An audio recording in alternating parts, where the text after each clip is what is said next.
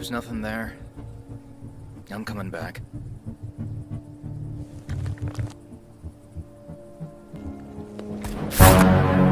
Halo Rebahaners, dimanapun kalian berada, bagaimana kabarnya? Gimana? Masih suka nyabutin pinggiran koreng? Hehehe.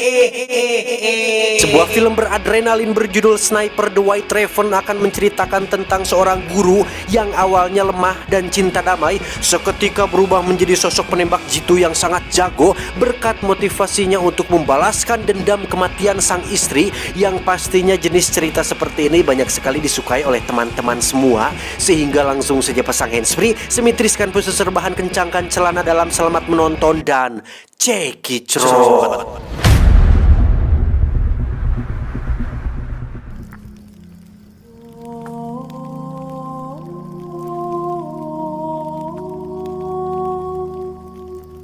Berlatar di perbatasan antar dua negara yang sedang berperang, kisah akan berfokus pada pasangan suami istri yang memilih untuk hidup damai dengan tidak ikut andil dalam konflik. Ada Mikola dan Natasha. Mereka berdua tinggal di gubuk sederhana yang jauh dari pemukiman dan merasa sudah cukup bahagia tanpa harus ikut-ikutan perang yang tidak akan ada ujungnya. Kalau hanya untuk mengejar laki-laki lain, buat apa sih benang biru kau sulap menjadi kelabu?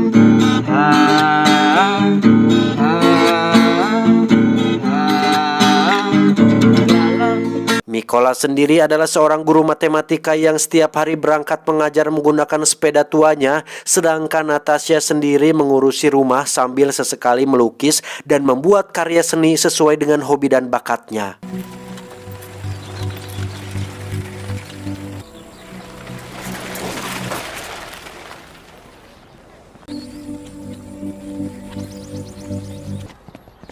Good morning.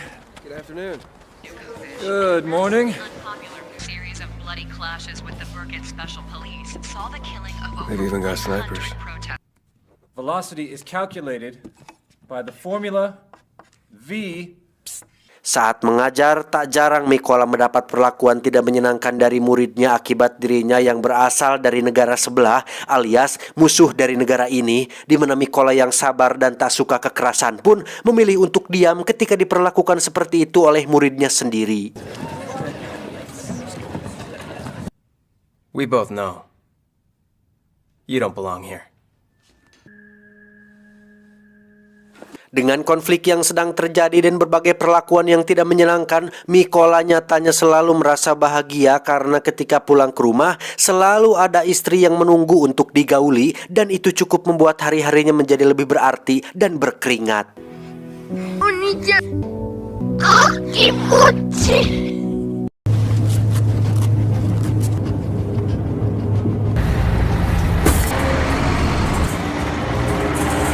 Keesokan harinya ketika akan berangkat mengajar, Mikola melihat dua tentara musuh sedang berjaga di jalan yang sering dia lalui yang tanpa curiga sedikit pun, dan karena memang dia cinta damai dan tidak peduli dengan konflik yang sedang terjadi, mau itu musuh atau tentara negara ini, Mikola tetap melanjutkan keberangkatannya, yang mana saat sudah sampai di sekolah, dia tidak menemukan satu orang pun di sana, dan setelah melihat berita di televisi, dikabarkan jika konflik perang ini semakin memanas dan para tentara di negara ini diturunkan untuk menghabisi mata-mata yang dicurigai telah membantu negara musuh memerangi negara ini.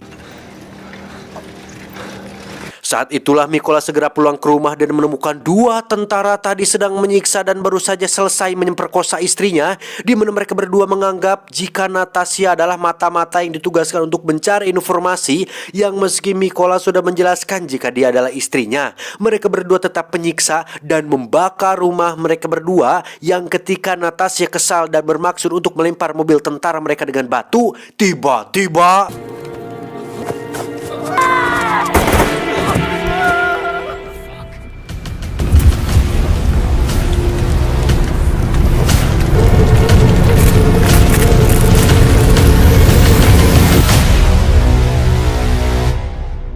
Siang harinya, Mikola ditemukan dua tentara negara ini tengah tertidur tepat di samping jasad istrinya, di mana kedua tentara yang baik hati ini pun menggali tanah untuk menguburkan jasad Natasha, sedangkan Mikola sendiri nampak masih sangat terpukul dengan kepergian sang istri tercinta yang di tengah puing-puing reruntuhan rumahnya. Mikola menemukan satu patung kayu buatan istrinya untuk dibawa dan disimpan sebagai kenangan-kenangan terakhir mendiang sang istri tercintanya.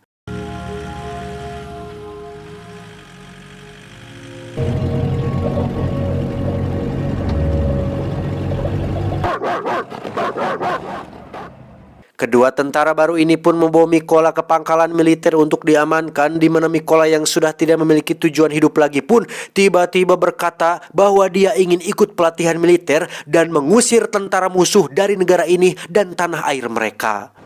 I want to show them whose land it is that they're spitting on.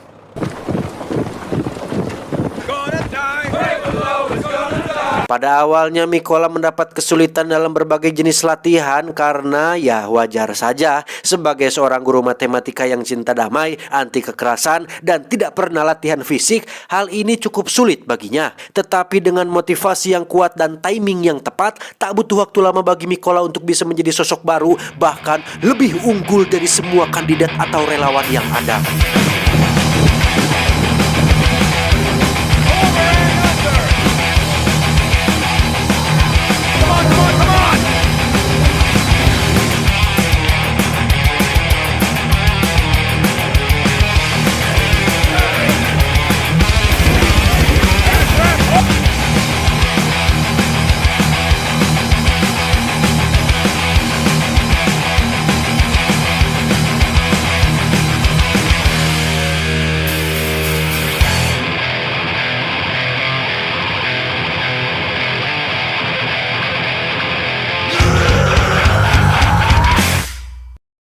Suatu hari, Pak Pelatih memberitahu bahwa pusat sedang kekurangan sniper di baris depan, di mana saat Mikola berdiri dan mengajukan dirinya, Pak Pelatih dan para relawan pun sempat ragu karena basicnya yang seorang cinta damai dan anti kekerasan. Namun Mikola yang sekarang sudah punya tujuan hidup yang baru pun berani melakukan sebuah tantangan atau challenge bahwa dirinya mampu membongkar pasang AK-47 hanya dalam waktu kurang dari 20 detik dengan mata tertutup.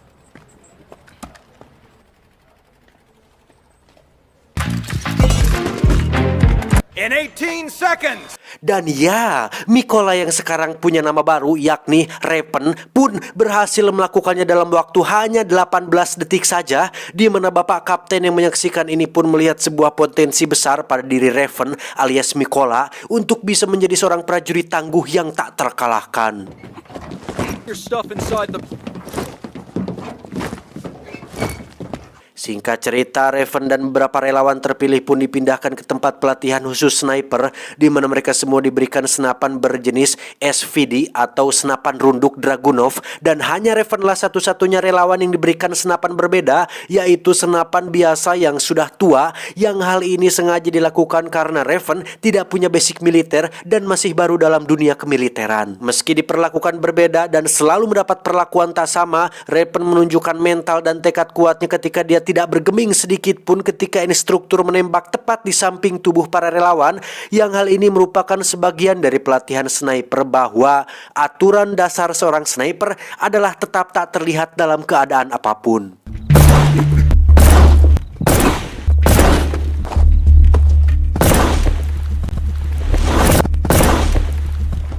Dalam teori dan perhitungan, Raven jelas lebih unggul di atas yang lain karena seperti kita tahu, dia adalah guru matematika yang sudah terbiasa dengan hitung-berhitung seperti Jerome Pauline, sehingga sebelum Kapten menyelesaikan soalnya, Raven sudah bisa menyelesaikan jawabannya terlebih dahulu. 940 and 804.5. Not bad, Raven.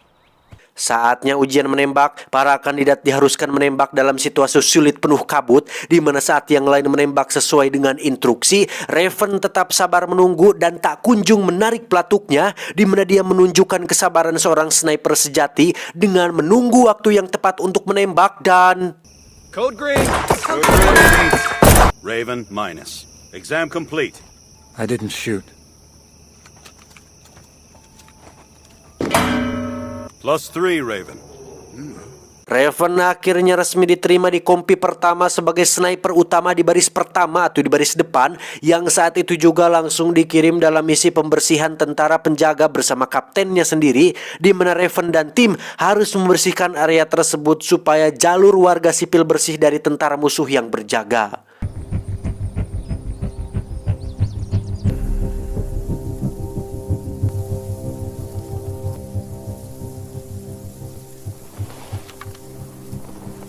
Saat itulah muncul sebuah mobil berisi dua warga sipil yang sepertinya pasangan suami istri yang akan memasuki negara ini, di mana para oknum tentara ini atau oknum musuh tentara ini pun menghadangnya dan bermaksud untuk memperkosa istri dari si warga sipil tersebut setelah si suami dibuat tak sadarkan diri. Dan sebelum semua itu terjadi, Raven dan tim sudah bersiap dengan targetnya sendiri dan...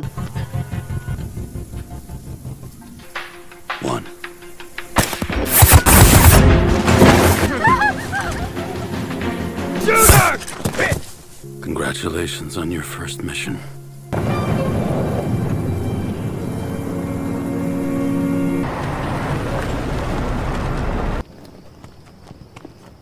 Citing a policy of ban on imported food from the EU and several other countries. Early election after dissolving the current.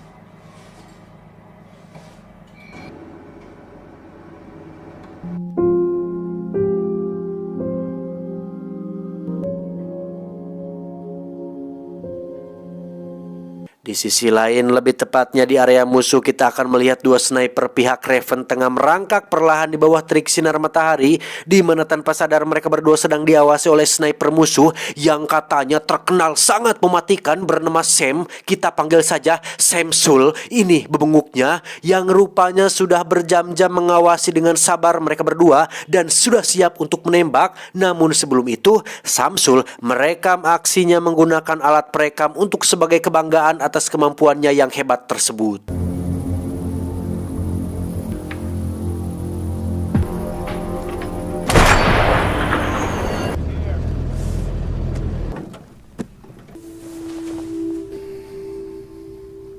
Jasad satu sniper ini pun berhasil dievakuasi ke pangkalan dan cukup membuat si kapten dan semua orang terkejut karena sniper ini terkenal paling jago dan paling hebat di pasukan mereka, sehingga kematiannya cukup menjadi sebuah pertanyaan tentang siapa sniper musuh yang sudah telah mampu membunuhnya. Untuk menggantikan misi ini, maka dikirimlah Raven, si kapten dan beberapa tim untuk memasuki wilayah tersebut, di mana mereka mulai berangkat pada pagi hari buta untuk bersiap kalau ada beberapa tentara musuh yang berkeliaran di area tersebut.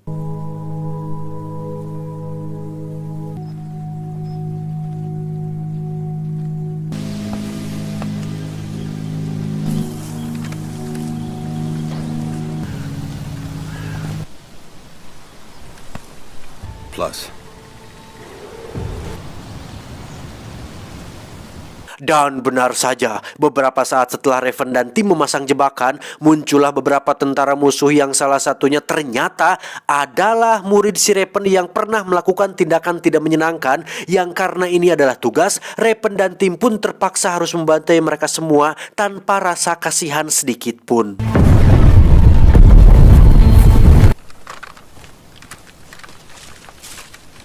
Who's Ivan? My former student from Horlivka. Setelah berhasil membantai pasukan pertama, Raven dan kapten pun berhasil masuk ke pos pertama, yang di situ mereka perlahan merangkak untuk mengawasi dua tentara yang sedang berjaga. Yang setelah disidik-sidik, kedua tentara tersebut ternyata adalah pelaku yang telah memperkosa dan membunuh Natasha, istrinya, yang mana saat si kapten menyuruh Raven untuk bersabar dan jangan dulu menembak, hasrat-hasrat dendam dalam diri Raven pun seketika menyeruak yang membuat jarinya tidak tahan untuk menarik pelatuk. Shut down. Dan ya, Raven berhasil membunuh satu dari dua pelaku tersebut. Tetapi masalahnya sekarang adalah posisi dia dan si kapten berhasil ketahuan, sehingga satu pelaku yang tersisa pun langsung memberitahukan posisi tersebut, sehingga si sniper Samsul berhasil membunuh si kapten dengan cukup mudah. Sniper at 10 o'clock.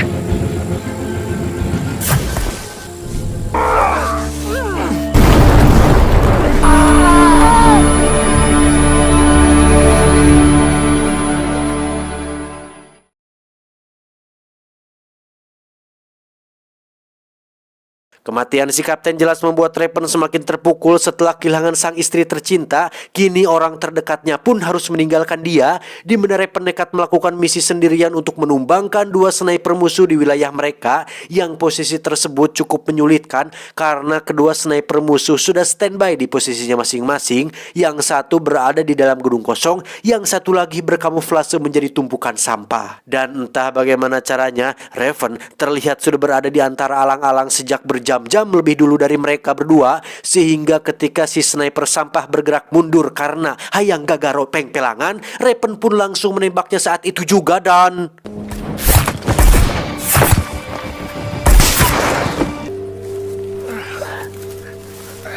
beberapa waktu berlalu, Raven pun dipanggil ke pangkalan pusat yang di situ sedang terjadi masalah serius ketika si sniper Samsul mempublikasikan rekaman video miliknya ketika membantai 5 sniper mereka dan 3 penembak senjata mesin termasuk si kapten, yang mana tujuan daripada dipublikasikannya rekaman tersebut adalah untuk menakut-nakuti pasukan di negara ini dalam rangka menekan mental semua tentara yang ada. He publishes his videos to demoralize us. Berlokasi di sebuah pabrik kimia, Raven dan tim akan melakukan misi untuk membinasakan si sniper Samsul. Namun karena lokasi tersebut penuh dengan bahan kimia mudah meledak dan bisa menimbulkan pencemaran lingkungan, mereka semua harus bergerak sangat hati-hati dan jangan asal menembak. Sehingga rencananya adalah dengan membersihkan dulu musuh yang berkeliaran di bawah, barulah Raven sendirian akan bergerak untuk membunuh si sniper Samsul secara langsung.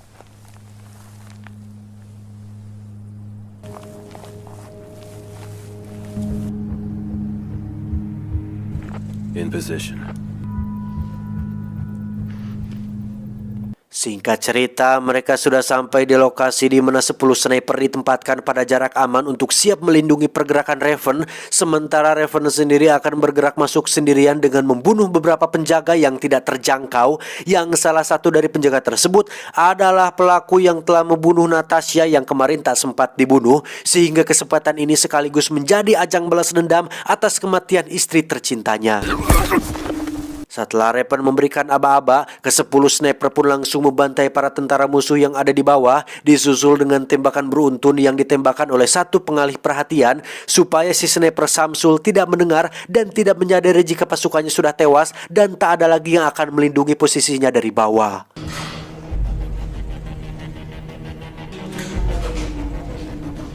Perlahan, Raven pun mulai memasuki gedung pabrik kimia tersebut di mana Samsul menyuruh satu rekan snipernya bernama Alex, ini bebangusnya, untuk menghubungi para pasukan pelindung di bawah, yang ketika mereka tidak membalas panggilan, Alex pun bangun dari posisinya untuk memeriksa ke bagian bawah. Saat itulah Raven diam-diam mendekati posisi paranting gadapang si Alex dengan senapan yang masih ada di tempatnya, di mana Raven meletakkan sebuah granat tepat di titik tersebut untuk membunuh si sniper Alex saat dia kembali nanti. Sementara itu, Samsul yang mulai khawatir dengan pasukannya pun memutuskan untuk bangun juga dari posisinya, di mana dia pergi ke atap gedung dan menemukan satu snipernya sudah tewas, sehingga dia mulai menyadari akan keberadaan pasukan yang sedang mengawasinya saat ini.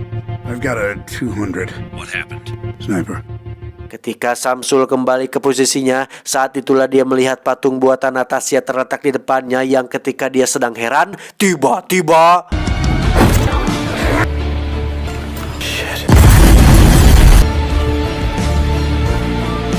setelah Samsul dan pasukannya tewas, Raven langsung mengambil alih senapan milik Samsul untuk bersiap menyambut kedatangan pasukan bantuan, di mana saat Raven sudah menembak kapten mereka, ke-10 sniper yang berada di posisinya pun langsung memborbardir pasukan ini dan berhasil membantai mereka semua dengan cepat.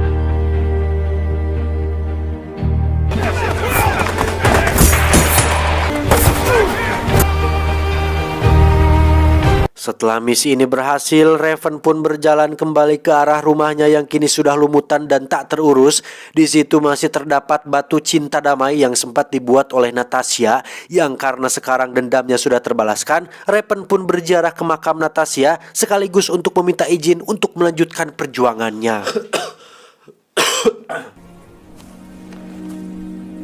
Dan disinilah Raven sekarang, sebuah lokasi yang dingin di bawah hujan salju, di mana Raven akan menjadi seorang sniper handal dan profesional yang siap menembak siapapun dan apapun yang terlihat, tidak terkecuali bajing, cangkurileng, manuk piit, hayam tatanga, dan segala jenis objek hidup yang lainnya. Dan inilah sniper The White Raven.